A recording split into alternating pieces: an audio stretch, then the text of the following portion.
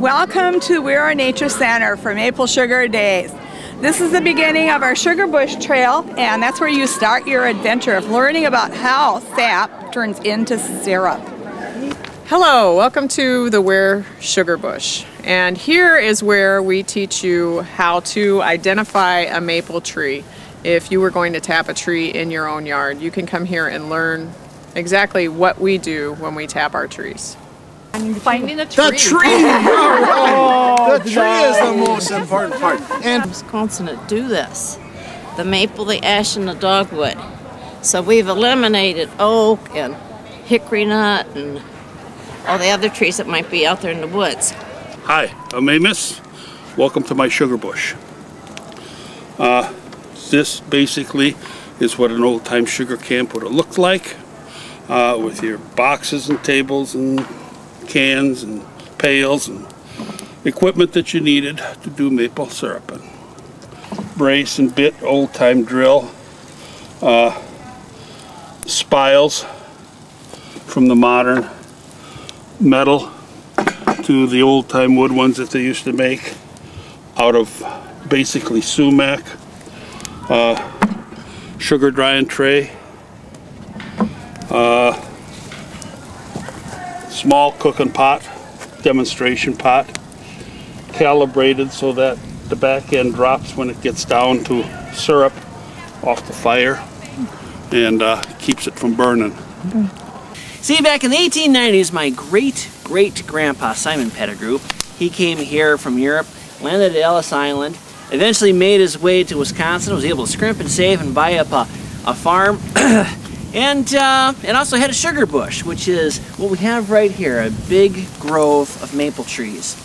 And what they'd have to do is, as you can see here, is they'd have to tend the fire, they'd have to drill the holes, they'd have to cut the wood. Heck, you know what? Kids back then, they did a whole lot more than what they do nowadays.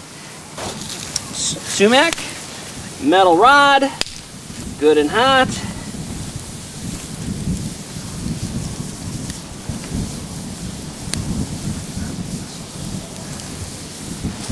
There we go. Take a look at that. Ooh, come on. Ooh. Ah. All right. On this tree cutout, you can see the light-colored wood around the outside. That light-colored wood is the sapwood, and that's the part that you're trying to tap. But if you drill past that sapwood into that dark part in the middle, that's called the heartwood. Then you can destroy your trees. That lets in fungus and diseases right away as soon as you drill into it. You put your drill up to the tree like this on a slight downward slant. So when you put your spile in there, it's gonna the sap is gonna run right out. And this one's drilled already. And you take your spile, just like the ones you saw already, up by the trees, and stick that cone-shaped end in the hole, and you tap it in there. And you just have to tap it in enough so that it's not going to get pulled out when your whatever you're using to collect sap with is full. Take your bag, hang it on there, and you're all set.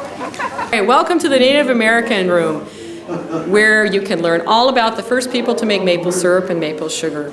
They'll be making their own paper craft version of a birch bark basket, and how they might cook the syrup with rocks and sticks and hollowed out logs.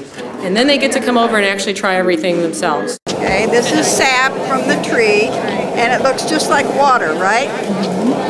You know what? It is. It is water. It's just got a little bit of sugar in it. Okay, so what we have to do to get rid of the water and leave the sugar behind is boil it. And it takes a lot of boiling.